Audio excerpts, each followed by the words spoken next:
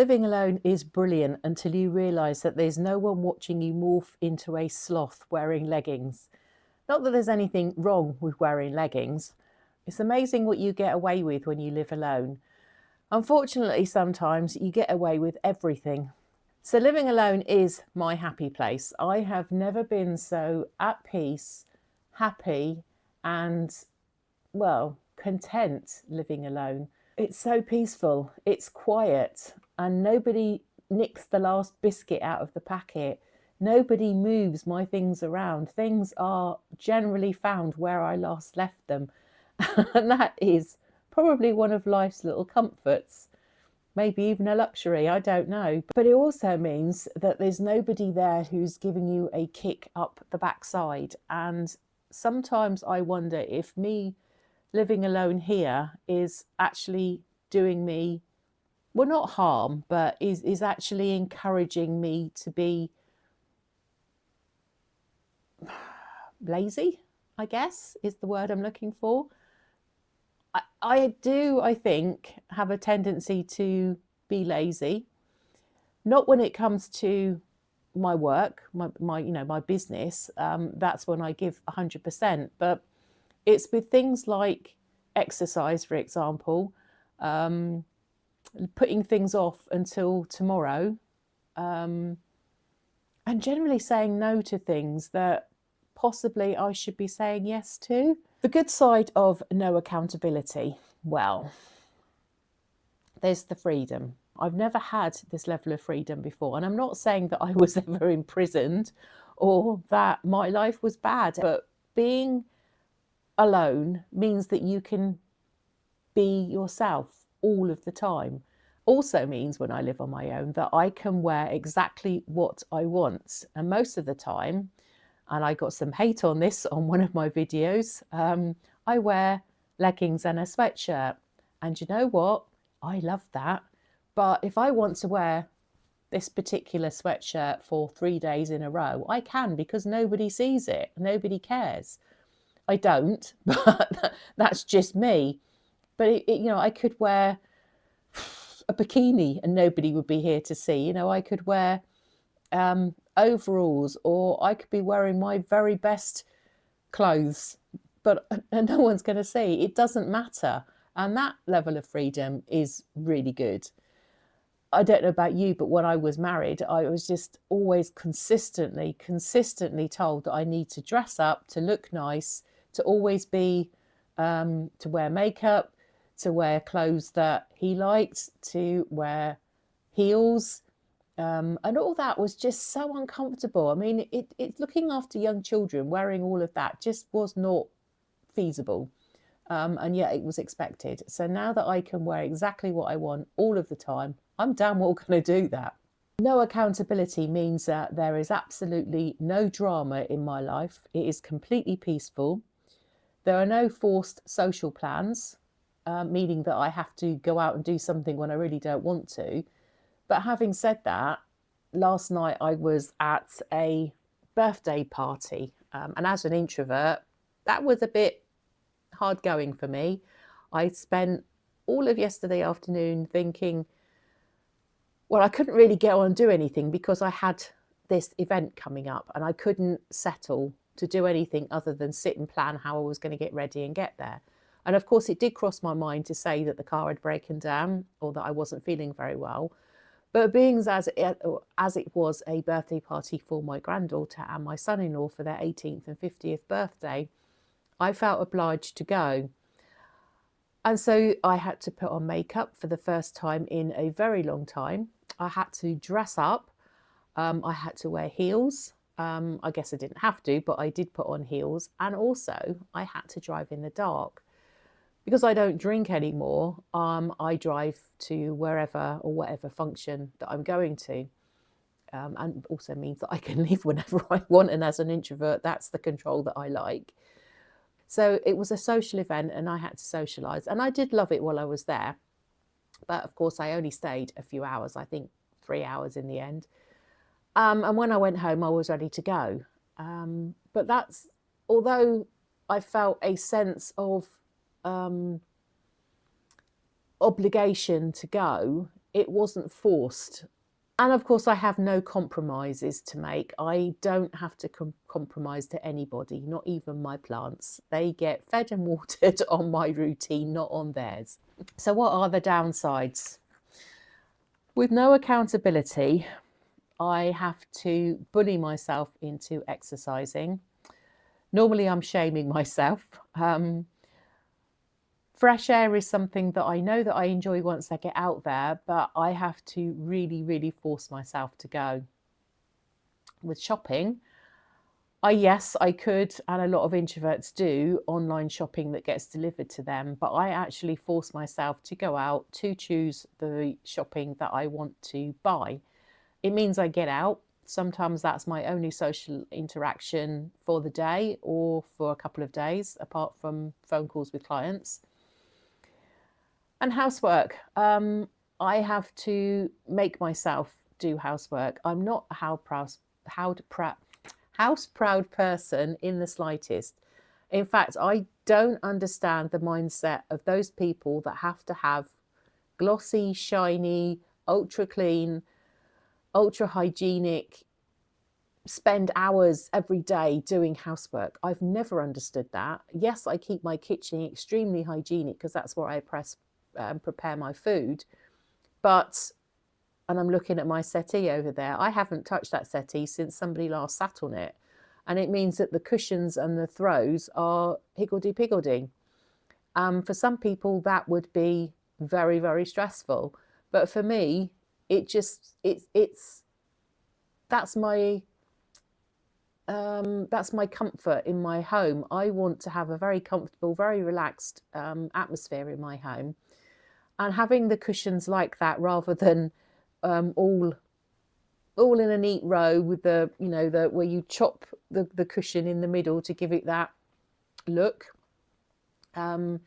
The throw on the back is all wrinkled, and the throw on the actual seat of the settee is wrinkled. And you know what? I don't care. It doesn't bother me in the slightest. It means that my home is comfortable the way that I want it. But for others, it's different, and I do understand that. But with the hoovering and the dusting and cleaning the bathroom, for example, those are all things that I know need to be done, but I do put them off, and I put them off and put them off until I say to myself, you've got to do it. You have to do it. To me, a lot of people say to me, you must be so lonely and bored. And they don't seem to grasp the concept that, no, I'm not. They're trying to project their feelings and their perceived perception. They're trying to project their perception of what it must be like to be me. I very, very seldom get bored. I very seldom get lonely. I have a lot to do. I'm running my own business from home. I'm running my YouTube channel from home. I have so much going on in my life that I don't get bored. There's things to do. I have my plants that I need to look after, I have family that I can call if I'm starting to feel a little bit alone. But it very seldom happens, very, very seldom. And people just don't understand that. On the flip side of that, I can see how living alone can, for those that are not like myself, it could lead into a darker place. But I can understand how some people can get into that kind of mindset. And also how you can become immersed in being alone to the extent where you're pushing people away. I think for me, an example of this is my mum. When she was living at home before she went into the care home, she's 91. She's immobile now. She's not very... she can't see very well. She can't hear very well. But over the past, I'm guessing about 10 years, she's allowed herself to get like that. And that's not something that I'm willing to do for me. So I have that at the back of my mind. She didn't keep herself mobile. She didn't go to the doctors. She didn't go to the opticians. I suppose you go to the opticians now for deafness as well, don't you? But she didn't. She just allowed her body to do that to her. So she didn't help herself, if you like. And now she, as I say, is immobile. She can't see very well. She can't hear very well. So therefore, that limits her ability to have any what's the words I'm searching for? Stimulation from the world. She stopped going to her church social events, which she absolutely loved when she was in her 50s and 60s. But for some reason, she just stopped going. And I've never understood it, but I can see what's happened to her and her decline. So future me is, I think, I've got to do something for future me to make sure that I don't become like my mum. I talked about this in my very first video on this YouTube channel, talking about my last 25 years of my life, assuming I'm going to live till I'm 85. And that is becoming quite important to me, so that I need to start implementing routines that are going to help future me. It's very easy to keep putting off things like exercising, like making sure you're eating properly and not eating ready meals or takeaways. And it's very easy to fall into that sort of trap, so that you're not preparing yourself for the next 10 years or the next 20 years. If I think about what I think I see myself doing when I'm 85, it is not sitting in a chair, not being able to get up, not being able to go and feed myself properly, not being able to enjoy the outside world. So yes, this is part of the reason why I'm making this video, is that I need to make myself accountable now, so that future me is going to thank me for keeping myself mobile. Does that make sense? So the sneaky downsides of, I've got written down here on my notes, you start to let standards slide, but I think standards are very personal. My standards and the next 5 people's standards could be all completely different. They are very personal to each individual. So who's going to judge what my standards are? If I don't think I've let my standards slide, why would I worry about what anybody else thinks? But I can see that there's a point at which you've pushed things into the future so far that they never ever get done. How am I going to start exercising more? How am I going to make myself accountable for all these things, for exercise, for getting out into the fresh air, for having more social connections? I think micro commitments are going to be the way for me to go.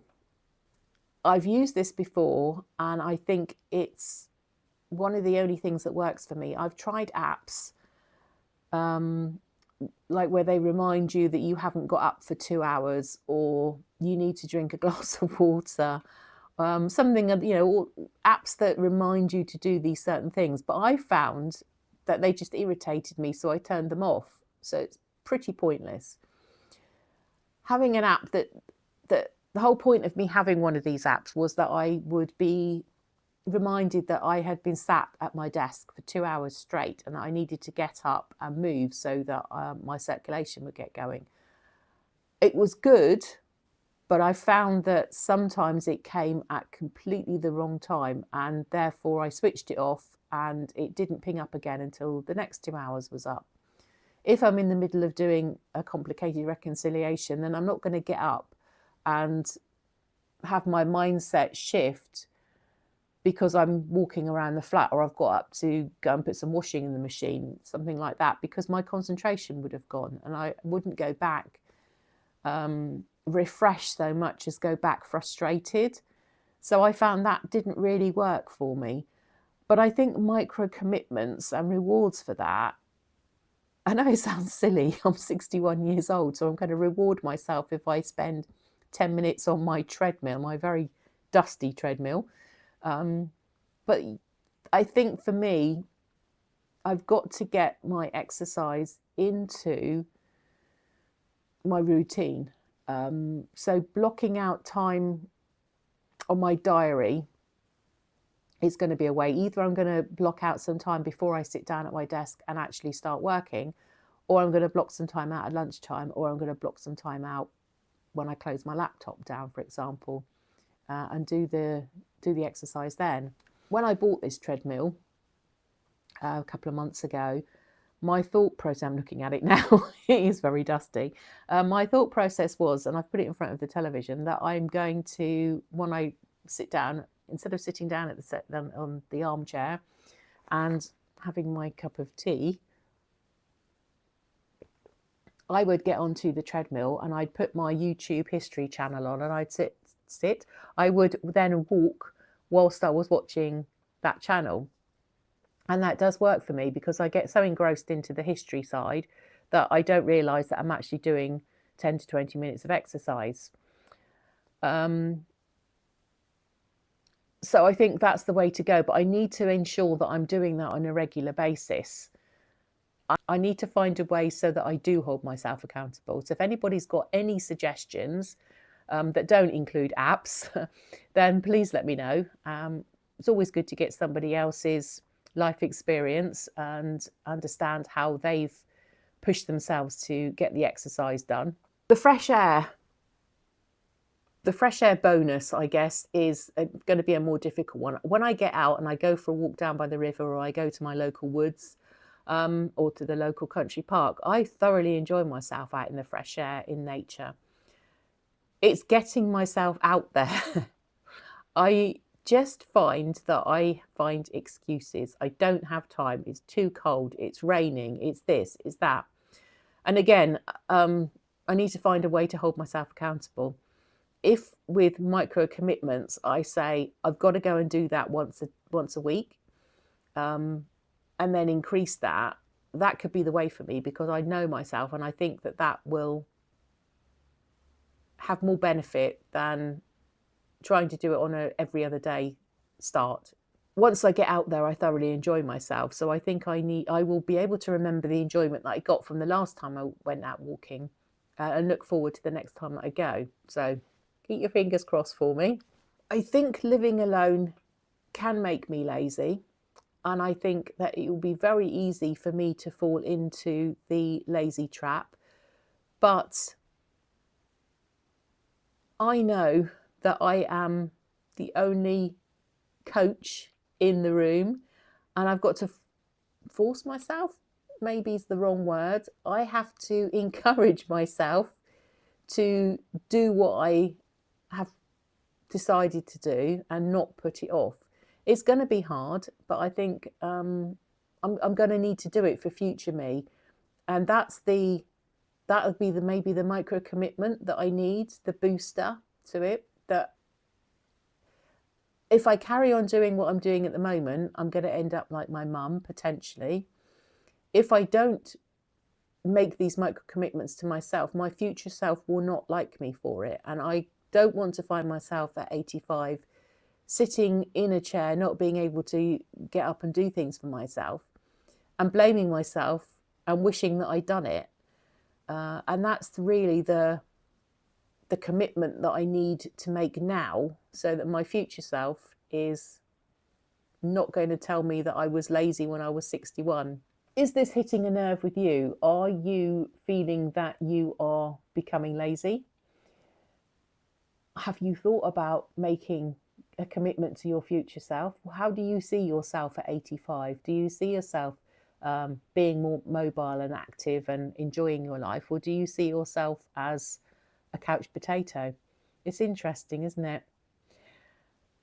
No one knows what's going to happen in the future, but if we don't do something about it now, then it's inevitable that we are not going to be as fit and mobile, happy and healthy, with mental clarity once we get to our latter years in life. Thank you for watching this far. You're an absolute star bar. If you have liked this video, or it's caused you to question your lifestyle today, then please give it a like. If you've got a hype left, I'll be grateful if you could use that. And if you enjoy my content, there's always my membership if you're interested. Thank you so much for listening and for watching. I hope you have a wonderful week. Let's hope the weather's going to be much better than it has been. Take care, and I will see you soon.